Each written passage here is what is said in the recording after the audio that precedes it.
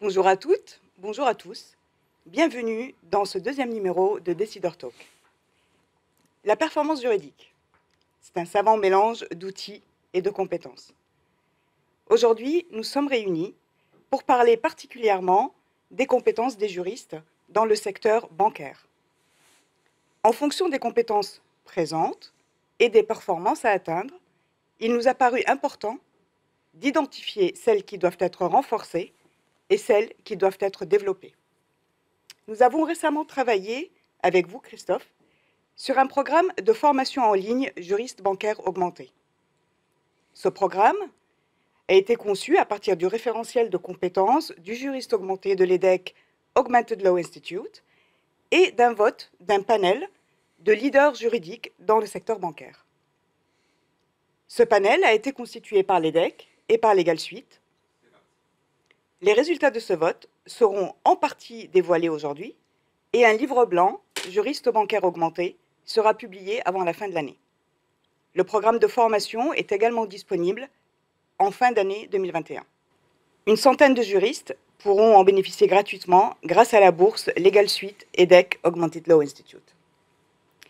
Pour débattre des compétences retenues par le panel, nous avons aujourd'hui avec nous Jeanne, Bénin et Christophe, que j'ai laissé se présenter. Jeanne Brachet. Bonjour, Jeanne Brachet, directeur de l'audit interne du groupe Onet, Personal Finance Company. Je suis ici parce que, effectivement, j'audite souvent les départements juridiques. Et la dimension de performance, c'est une question. Merci Jeanne. Bénin. Bonjour, Bénin Baquet, je suis responsable juridique de Bank of China, succursale de Paris. J'étais très heureuse de participer au vote du panel et les compétences qui ont été mises en exergue dans cette enquête me tiennent particulièrement à cœur. On va en parler. Christophe. Christophe Roquilly, professeur à l'EDEC Business School, directeur de l'EDEC Augmented Law Institute, et ravi d'être ici avec notre partenaire LegalSuite et Jeanne et Bénin, qu'on remercie tout particulièrement parce qu'elles ont à la fois dû voter sur le référentiel, envoyer des feedbacks, et elles sont là aujourd'hui avec nous. Effectivement, merci à vous tous. On a tous beaucoup travaillé sur ce vote de compétences. Christophe, est-ce que vous pourriez nous dire tout d'abord comment ce panel a été constitué et comment justement se sont déroulés les votes? Alors en fait, nous avons utilisé une méthode maintenant un peu éprouvée, qui fonctionne bien, je pense. C'est-à-dire que sur la base du référentiel de compétences du juriste augmenté que nous avons élaboré il y a maintenant plus d'1 an et demi, petite parenthèse pour rappel par rapport à cette terminologie, référentiel de compétences du juriste augmenté, ce référentiel, il est composé de compétences qui ne sont pas juridiques, puisqu'on considère que celles-ci, elles sont fondamentales, c'est la base de l'expertise, de la panoplie d'expertise d'un juriste. Et donc le référentiel est composé de compétences qui augmentent le juriste dans son métier et ses missions, des compétences digitales, des compétences business et des compétences comportementales, ce qu'on appelle les soft skills. Donc sur la base de ce référentiel qui compte aujourd'hui à peu près 150 compétences, qu'on met à jour une fois par an avec notre partenaire la FJE, on a commencé à élaborer des panels. On a fait un premier panel il y a maintenant à peu près 1 an, je pense, de mémoire, avec la FJE, panel sans leader du droit. On a fait il y a plusieurs mois un panel Digital Entertainment, donc ciblé sur l'industrie, jeux en ligne, vidéos en ligne, etc. Et puis, donc avec LegalSuite, on a décidé de créer un panel juriste bancaire. Et on a donc demandé à 10 experts, directrices juridiques, directeurs juridiques, managers juridiques et partenaires, et donc en l'occurrence avec Jeanne, partenaire des directions juridiques, direction de l'audit, de voter sur notre plateforme qui permet donc de voter en ligne et de déterminer quelles sont les compétences qui sont prioritaires pour être recrutées, quand on est en l'occurrence juriste bancaire, quelles sont celles qui sont prioritaires pour progresser et performer. Une fois que le vote a été terminé, évidemment on a analysé les résultats, on a demandé à nos experts un feedback sur ce qu'ils ou ce qu'elles en pensaient, et puis là on est en train de finaliser le livre blanc qui va nous permettre de présenter le top 5, le top 10 de ces compétences, enrichi par les commentaires de nos experts, pour donner des pistes de réflexion et de travail pour les directions juridiques du secteur bancaire. Mesdames, je vais poser la même question à l'une et à l'autre. Pouvez-vous nous dire pourquoi vous avez accepté de faire partie de ce panel et qu'avez-vous pensé des compétences qui étaient mises au vote? Je vais commencer. Merci beaucoup. C'est un plaisir de participer à ce genre de panel parce qu'en fait, nous sommes des utilisateurs et nous avons besoin de ces juristes augmentés pour pouvoir éviter les frictions, travailler de façon la plus fructueuse possible, de manière collaborative. Et si des éléments clairs s'en dégagent, ce sera autant de réflexions en moins pour nos jeunes diplômés qui viendront embrasser ces carrières, et puis ceux qui souhaitent de toute façon maintenir de façon continue leur socle de compétences. Quant à moi, il me paraît très important les compétences qui ont été mises en lumière lors de cette enquête, que ce soit les compétences business, les compétences digitales et les compétences qu'on appelle les soft skills, les compétences comportementales. Elles sont essentielles face à l'évolution des besoins des équipes juridiques dans le secteur bancaire, mais aussi au sein des partenariats, les cabinets d'avocats, qui sont les prestataires de nos établissements. Une des compétences qui m'ont particulièrement marquée, c'est donner du sens à notre métier. Je crois que c'est à la fois un facteur de succès, mais aussi un élément qui permet de sécuriser, un rappel de sécurité juridique de l'entreprise, permettre aux juristes de mieux argumenter, communiquer et convaincre ses clients. Alors, on va y revenir en détail, parce que j'ai une liste qu'on a établie un peu ensemble, justement, qui était très orientée soft skills pour vous, et on reviendra là-dessus en détail. Merci beaucoup, Bénin. Jeanne, pour vous, parmi les compétences votées, vous avez indiqué justement être particulièrement sensible à 3 ou 4 business skills. Donc, vous avez parlé de partenariat business et de la vision stratégique, de soutenir et rationaliser les efforts, et puis d'un triptyque quantité, délai, qualité. Est-ce que vous souhaitez nous en dire plus? Pourquoi, justement, est-ce que ce sont ces business skills qui ont retenu votre attention? Oui, bien sûr. Elles sont pour moi particulièrement importantes dans la mesure où on est toujours dans un cadre et un contrat n'est que un élément de soutien de l'entreprise ou de l'entité de l'organisation qui a besoin d'atteindre un objectif. Et donc c'est particulièrement important d'arriver et de bien garder ça en tête, parce qu'un contrat finalement c'est une suite de clauses qui sont plus ou moins standards, mais on a besoin de cet apport du juriste augmenté, d'être dans la capacité d'aller appuyer, d'aller fine-tuner, d'aller vraiment aller dans une précision, une granularité qui va permettre justement de bien protéger l'entreprise, de mieux gérer les risques afférents derrière à la relation juridique qui doit être établie contractuellement. Donc ça c'était pour le premier aspect.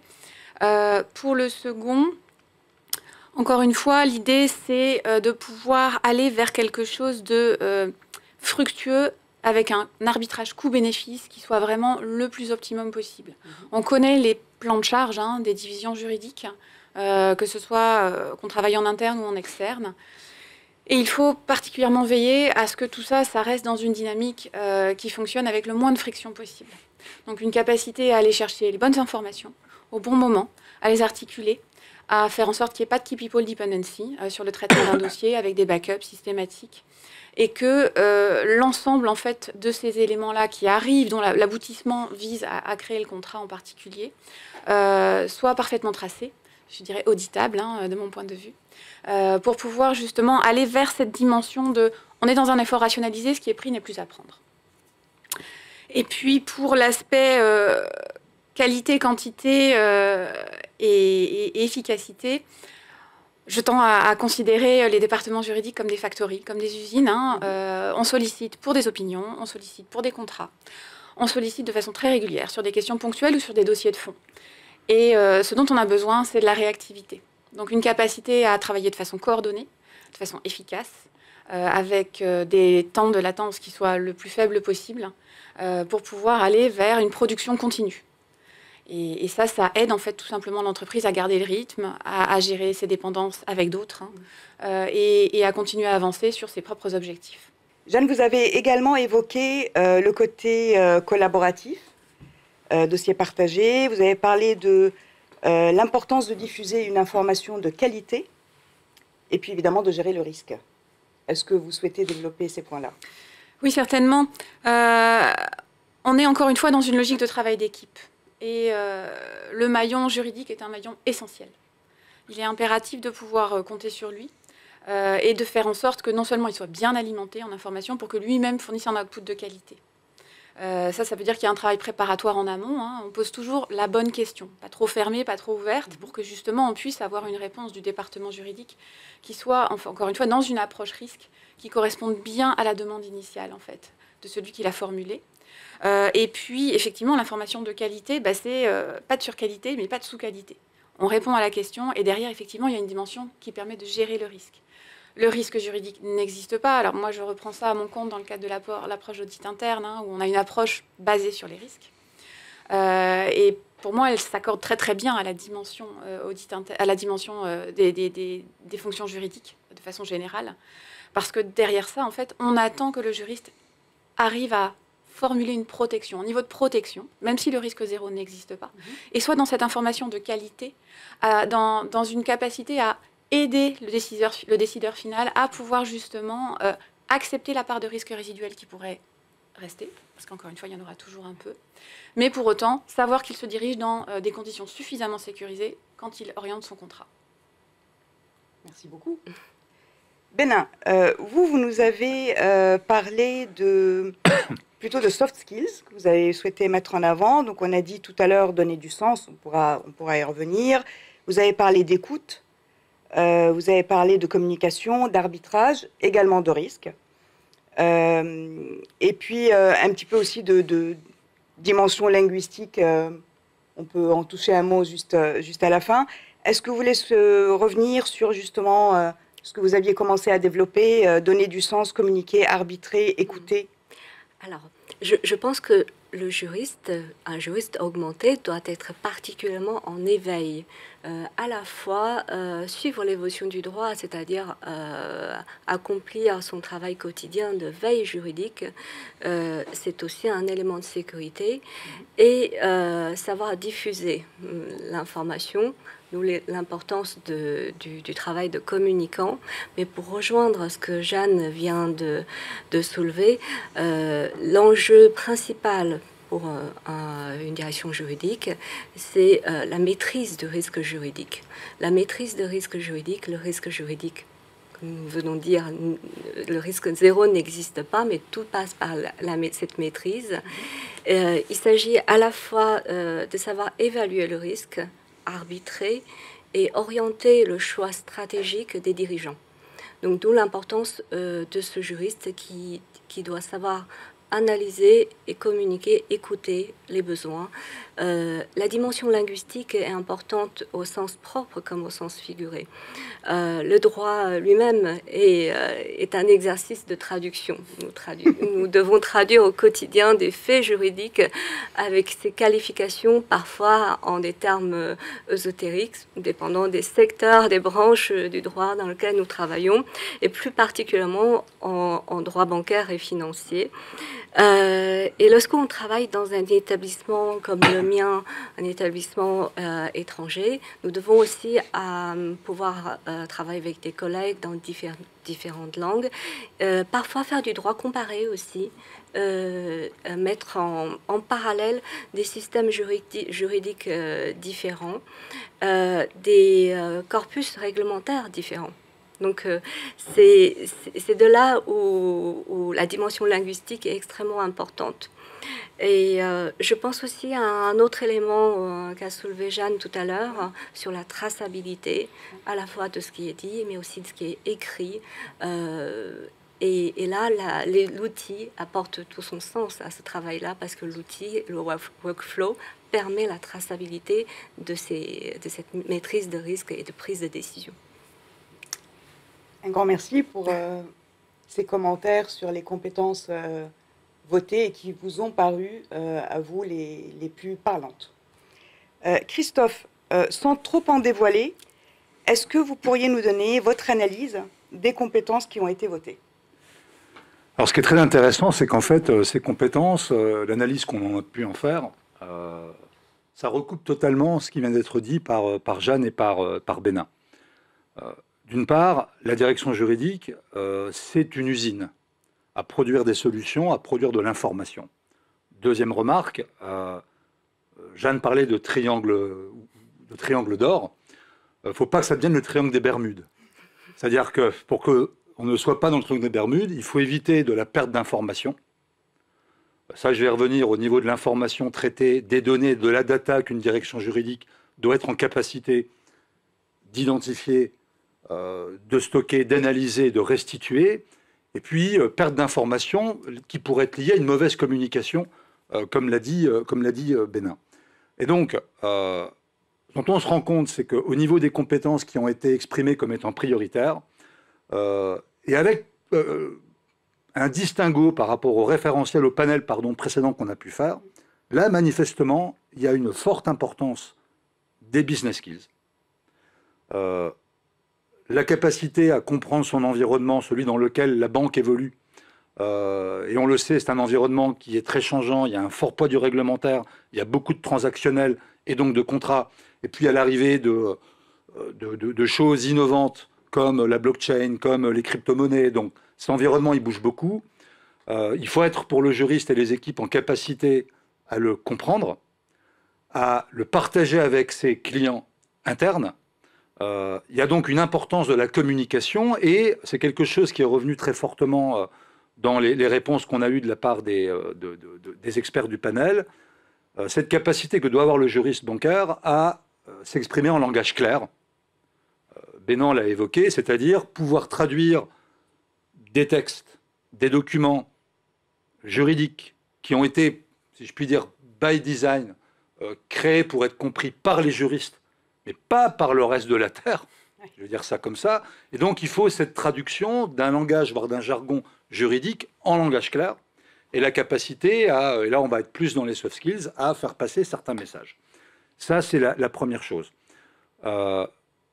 Deuxième chose, sur les compétences digitales, on voit qu'il y a un lien très fort d'ailleurs avec les attentes concernant les compétences business, c'est-à-dire qu'il faut que la direction juridique dans le secteur bancaire, ou le secteur financier plus largement, elles soit en capacité d'utiliser les bons outils, là encore pour identifier cette bonne information, notamment juridique, pouvoir la traiter, et l'algorithmie d'ailleurs peut être d'une grande utilité parce qu'elle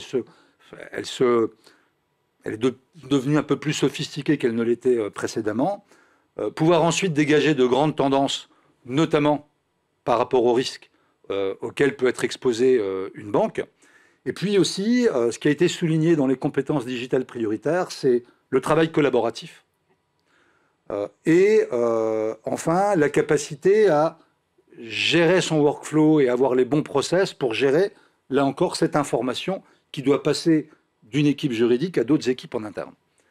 Et puis, enfin, sans grande surprise, si je puis dire, il y a un intérêt très prononcé par rapport aux soft skills, à la fois sur des fondamentaux, on pourrait dire, qui sont des compétences normalement attendues de toute personne dans une équipe, qui sont d'ailleurs proches des qualités humaines. Et deuxièmement, ça s'est fortement exprimé aussi, la capacité à travailler en équipe, écouter, formuler, transmettre, motiver.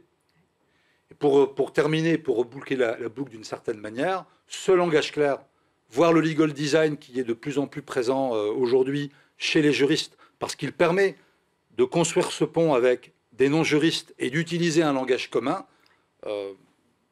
voilà, on est vraiment dans ces sujets-là. Merci Christophe. Vous avez fait le parallèle justement avec d'autres votes que vous avez menés aussi avec d'autres secteurs. Donc vous avez mis en exergue là ce qui a été voté et retenu par le panel de nos juristes bancaires. Par rapport à d'autres secteurs, est-ce que vous avez noté des différences supplémentaires que vous voulez mettre en lumière, ou comment vous situez les réponses? Ben, comme je l'ai dit précédemment, il y a... ça, alors, l'avenir dira si sur d'autres panels c'est confirmé. Moi, je pense que oui, mais bon, je ne vais pas faire d'art divinatoire.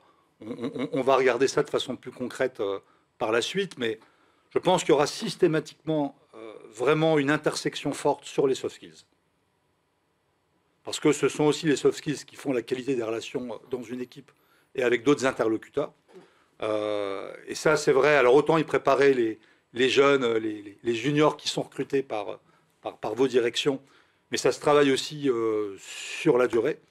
Mais normalement, c'est comme le vélo, je pense que ça ne se perd pas si ça a été bien travaillé en amont. La différence, je l'évoquais, c'est que contrairement au panel précédent, il y a vraiment, et c'est peut-être lié à la complexité du secteur bancaire, des activités bancaires, mais vraiment une forte attente sur la vision business. Et ce lien très fort entre les clients internes, les équipes juridiques, je le redis, dans un environnement qui peut être à forte incertitude, mais en même temps avec un poids du réglementaire tellement lourd, on est obligé d'avoir un pilotage des risques, et la direction de l'audit le sait mieux que moi. Puis, mais on le voit sur les lignes de force ou les aspérités.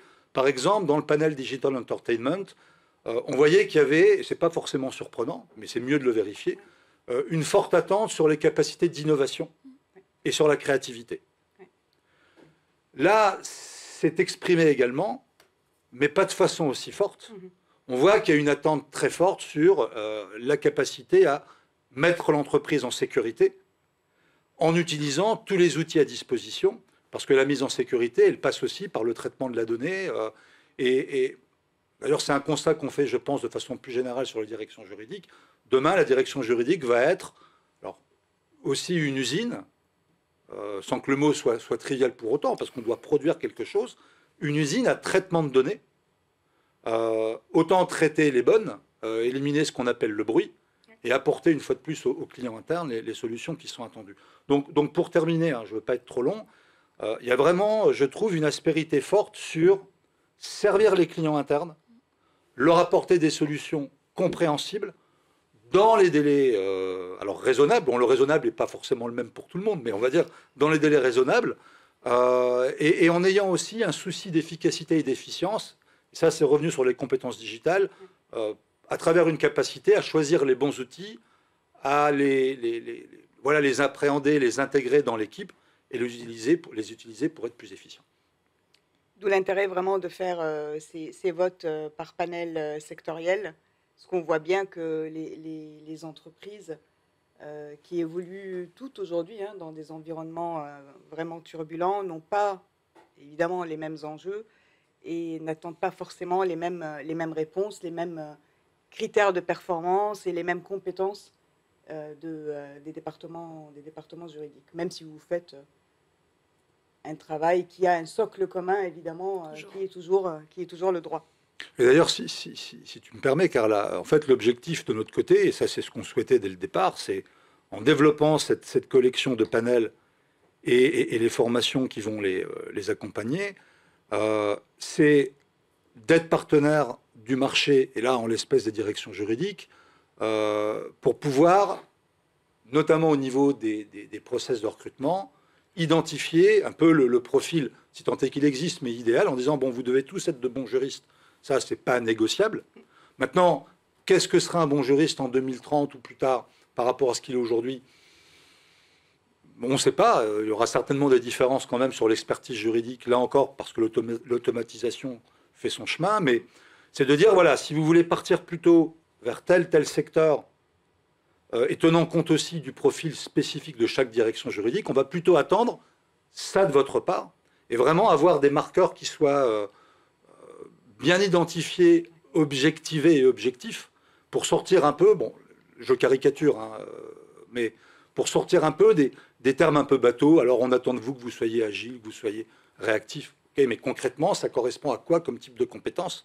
Et là, on le voit, entre le secteur bancaire et le secteur du digital entertainment, il y a des points communs, mais il y a aussi des différences. Bien sûr.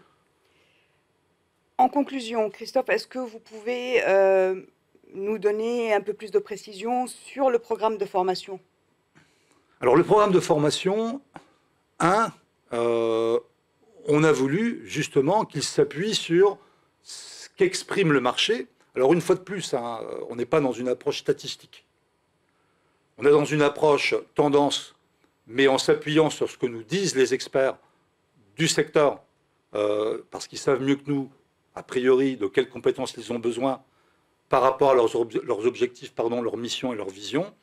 Donc, s'appuyer sur ce référentiel de compétences, s'appuyer sur les votes des panels, et à partir de là, commencer en sélectionnant 6-7 compétences considérées comme clés, les mettre à disposition dans un format de formation de manière flexible, c'est-à-dire concrètement un format 100% vidéo, en ligne, ce qui permet, parce que ça on en avait aussi pas mal parlé avec notre environnement et les acteurs du marché, ce qui permet par exemple à un juriste des équipes de Bénin ou dans les équipes de données, se dire, bah, tiens, cette compétence-là, elle est essentielle, puisqu'on en parle aussi en interne, je vais aller me former sur un format capsule de 2 heures, mais découpé, sous-découpé, en contenu 10 minutes, 15 minutes.